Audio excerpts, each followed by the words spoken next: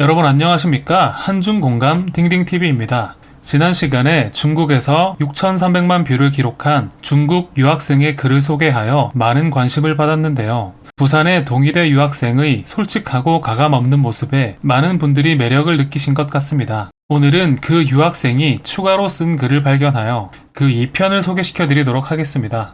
먼저 변형 없이 그대로 번역했다는 점을 말씀드리겠습니다. 첫 번째, 한국인은 365일 하루 3끼 쌀밥을 먹는 것을 좋아합니다. 한국인은 쌀밥을 아주 좋아해서 심지어 밥심이라는 말도 있습니다. 쌀밥을 먹지 않으면 힘이 나지 않는다는 뜻입니다.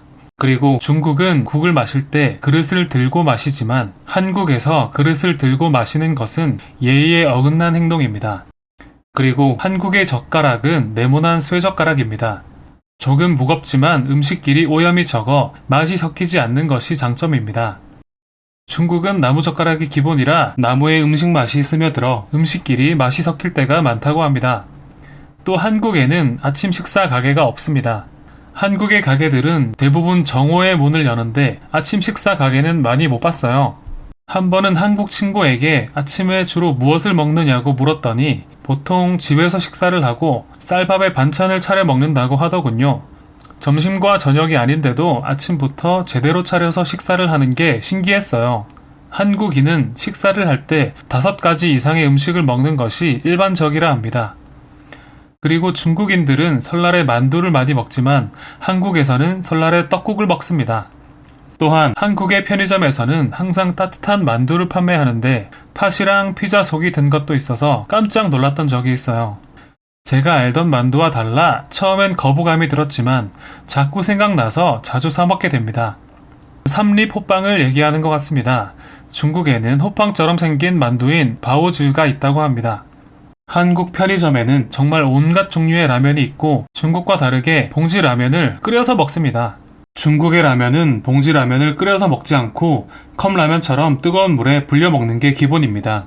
끓여 먹는 게 약간 더 손이 가지만 면발이 쫄깃해서 훨씬 맛있어요.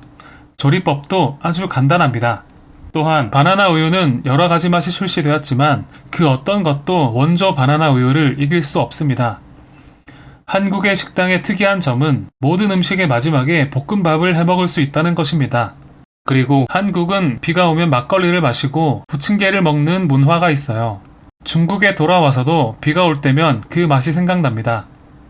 중국인과 마찬가지로 한국인도 무를 좋아하는데 무김치와 단무지도 좋지만 치킨무도 널리 사랑받는 음식입니다. 치킨무라 불리는 이유는 치킨 배달을 시키면 항상 깍둑썰기 무가 같이 오는데 이 무가 새콤달콤 너무 맛있다는 중국인들이 많더라고요. 중국인 관광객들 사이에서 정말 인기가 많습니다. 심지어 어떤 사람들은 치킨 자체보다 이 무를 더 좋아합니다. 한편 한국에서 가장 인기 있는 중국 음식은 놀랍게도 흑당 밀크티와 매운 훠거입니다. 두 번째, 한국에서는 차보다 사람이 우선입니다. 한국에 가서야 횡단보도에 보행자가 있을 때 자동차가 양보를 해야 한다는 사실을 알았습니다. 중국에서는 대도시에서도 보행자를 밀어내기 위해 횡단보도의 보행자들을 위협하듯이 과속을 하는 사람들이 많습니다. 한국인들은 교통규칙을 매우 준수하고 중국처럼 가드레일을 넘어 다니지 않으며 무단 횡단을 하지 않고 얼룩말 무늬의 횡단보도를 이용합니다.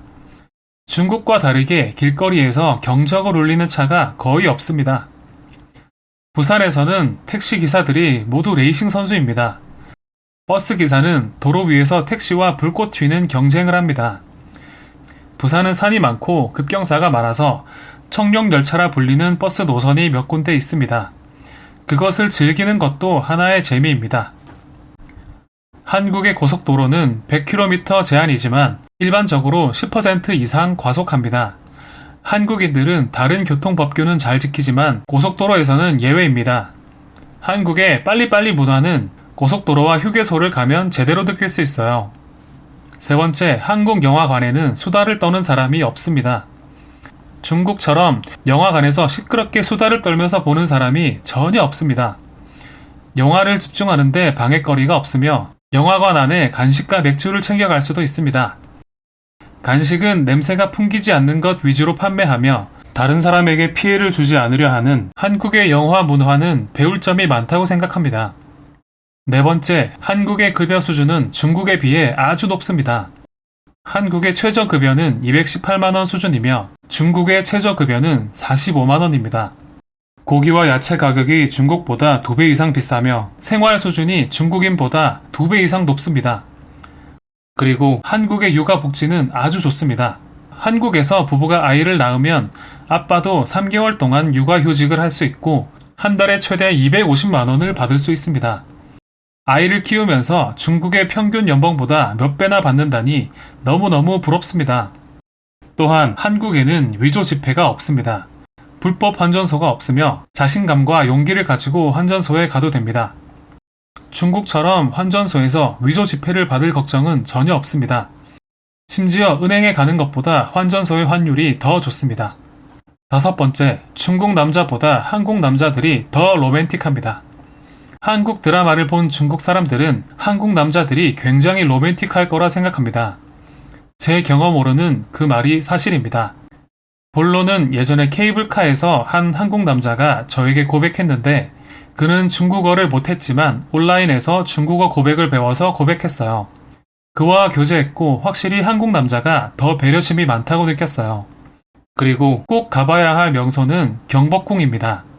조선 임금의 궁전인 경복궁 내부에는 다양한 색상의 한복을 입은 남녀로 가득 차 있으며 분위기는 설명할 수 없을 정도로 행복했어요.